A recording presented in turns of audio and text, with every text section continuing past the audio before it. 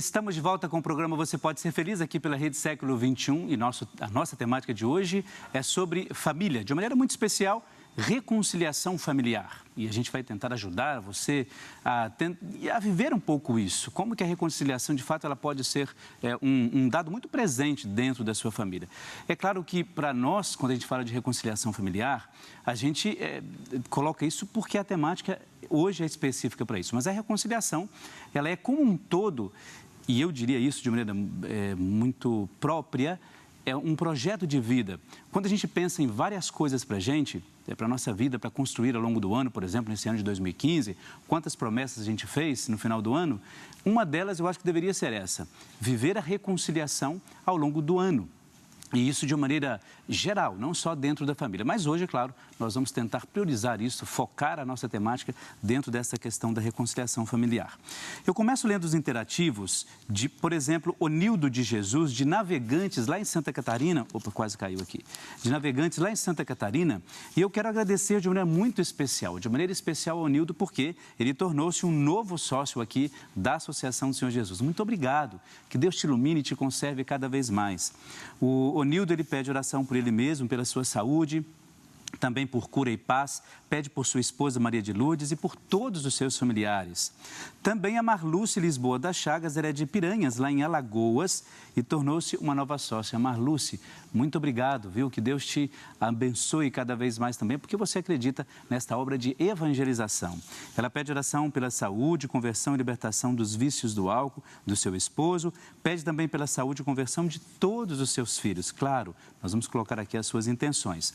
A Sônia Maria de Oliveira Sabino, ela é de São Paulo, capital, pede oração por cura e libertação de Gláucia, Lourival e saúde para Tetuliana Vitória. Sebastião Pinto da Costa, de Ibiraci, lá em Minas Gerais, grande abraço a todos os mineiros. Pede oração pela conversão da família, pede também pela esposa e pelo aniversário de Samuel Bessi de Oliveira. Claro, aniversário sempre é bom, agradecer pela vida das pessoas. De Vitória, lá no Espírito Santo, Hilda Terezinho Loureiro Stelzer. Ela pede oração por ela mesma, pela sua saúde, para que melhore as vendas e paz.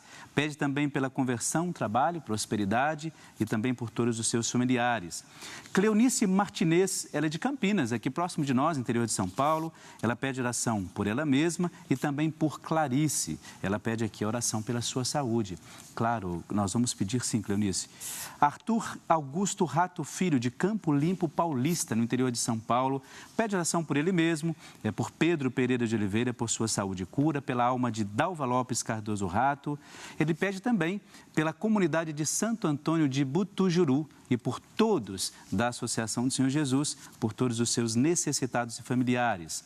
Donato Bertassini, de São Carlos, no interior de São Paulo, pede oração pela sua saúde, pede também, ele diz assim, pela resolução de todas as tribulações que ele mesmo que a sua família estão passando. Pede pela saúde de Laurentina da Silva. Donato, olha, nosso tema de hoje, de fato, é sobre família. Vamos rezar por você, fique tranquilo.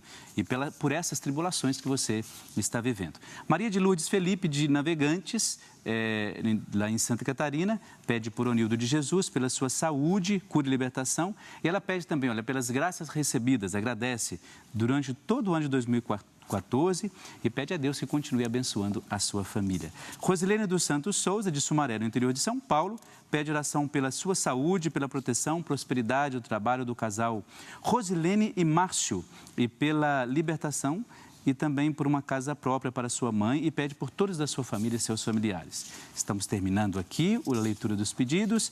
Célia Aparecida Rode de Valinhos, aqui, na sede da associação, pede oração e proteção e prosperidade por sua vida sentimental, financeira e profissional. Pede também sabedoria e discernimento em suas decisões. Que bom que Deus te dê, de fato, o discernimento que você necessita. Que Deus possa te iluminar cada vez mais.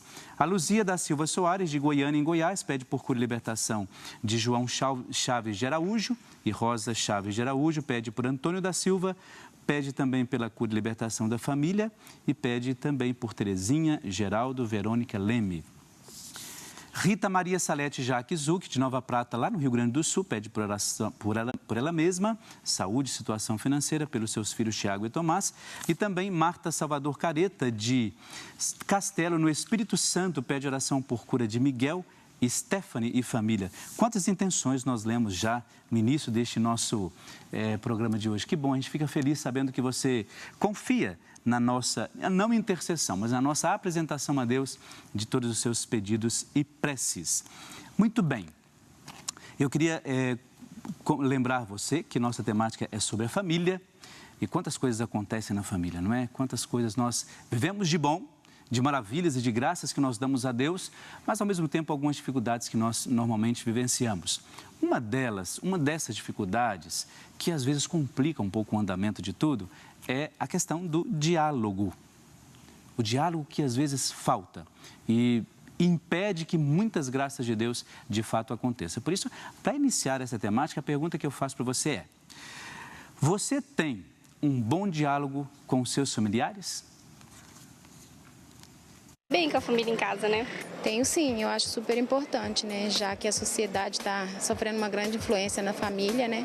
Então a gente tem que realmente conversar, passar os conhecimentos e acompanhar esse desenvolvimento da família, filhos e marido e tudo.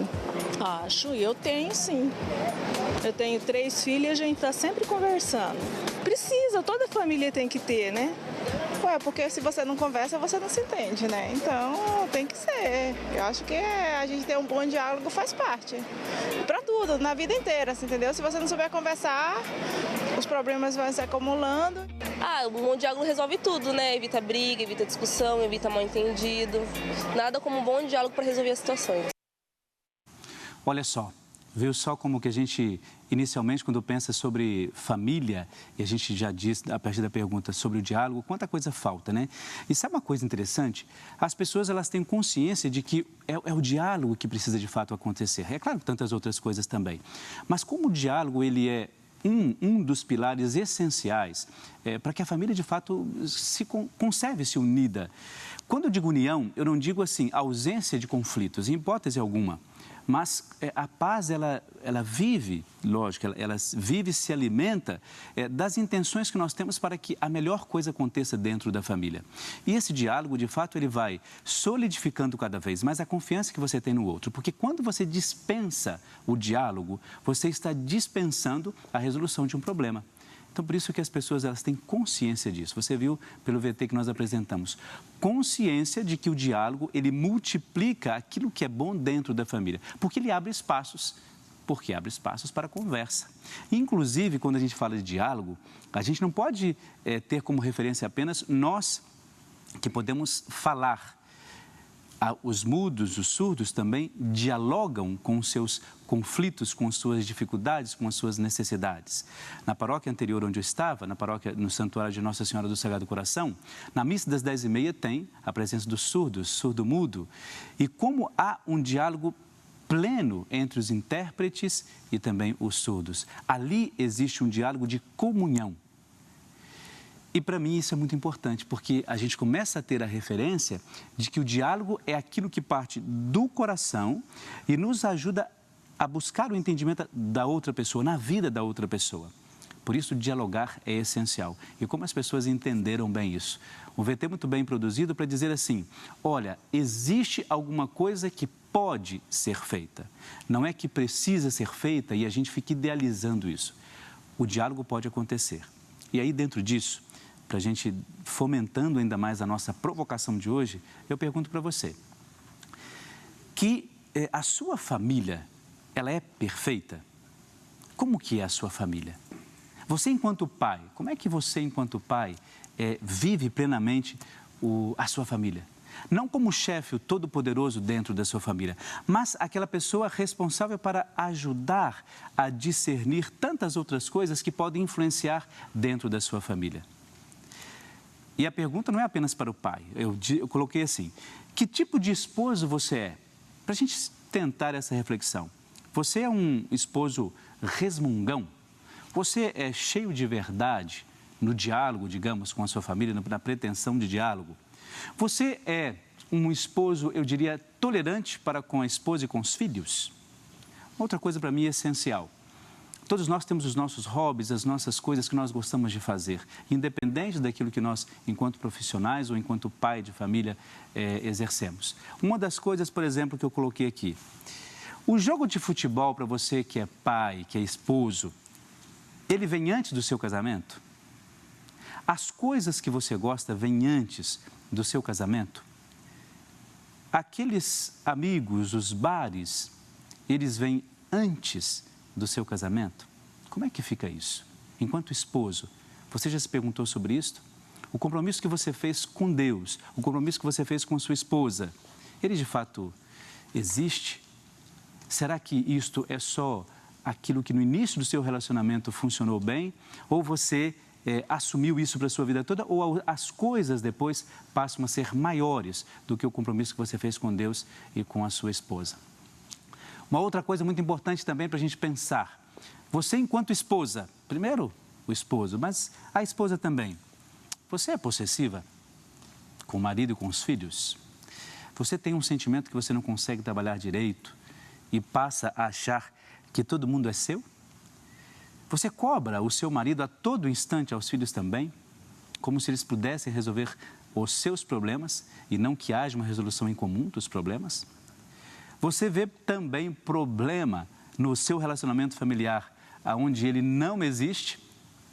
Você cria fantasmas no seu relacionamento, fantasmas que vêm tomando conta da sua realidade e assumindo proporções imensas e perturbando o seu relacionamento com o marido e com o filho? Uma outra pergunta também. Você, como filho, que tipo de filho você é? Você é um filho preguiçoso? Os seus pais são, eu diria, descartáveis? Você promete, por exemplo, cuidar dos seus pais na velhice? Você só cobra dos pais? Quais são as suas responsabilidades em relação a eles? E de maneira especial, em relação à sua família? Como é que você vive tudo isso? Você enquanto filho? Por que eu fiz essas três perguntas, ou melhor, essas três provocações? Porque a gente precisa pensar nisso. A gente não pode achar que o problema está no outro. O outro ele pode me ajudar a resolver os problemas, mesmo que ele seja um dos meus problemas.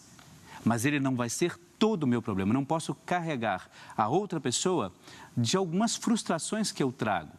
E como a gente faz isso? É impressionante como que a gente faz isso.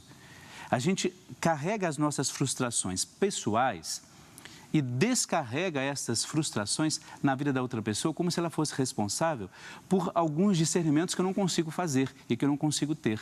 E como a família, todas as pessoas são muito próximas, é ele que é culpado ou é ela que é culpada. E aí a gente passa a não viver aquilo que o VT mostrou pra gente. O diálogo que dá a solidez dentro do relacionamento. Como é que você, enquanto esposo, esposa e filho, vivencia isso? Você já pensou, pelo menos para parar nisso? Quando você, por exemplo, vai à missa, comunga, a sua comunhão, quando você faz as suas orações, você coloca isso? Você coloca, às vezes, esses problemas dentro da sua família que, às vezes, você não consegue resolver? Você pede a Deus, e a gente vai conversar sobre isso, para que Ele seja, de fato, a referência na sua vida, para que Ele te ajudando, você tenha mais discernimento para pensar em todos esses problemas familiares? Então, você, enquanto esposo, esposa e filho, pense bastante nisso. Tente olhar o seu papel enquanto pessoa dentro do seu lar. Eu tenho certeza que a família vai caminhar muito bem se você pensar a partir dessa reflexão que a gente fez. Muito bem. Quero lembrar que você pode fazer a sua participação, seus pedidos de oração, através do telefone 0 operadora 19 3871 9620 ou então pelo e-mail serfeliz@rs21.com.br. Daqui a pouco a gente vai ver se nós temos e-mail, se você já enviou seu e-mail para cá com seus pedidos de oração. E também pelo Facebook, facebook.com/Rede Século 21. Tudo isso porque a gente quer a sua oração aqui para que a gente reze junto. A gente vai para um brevíssimo intervalo, daqui a pouco a gente já volta, é um instantezinho só. Até lá.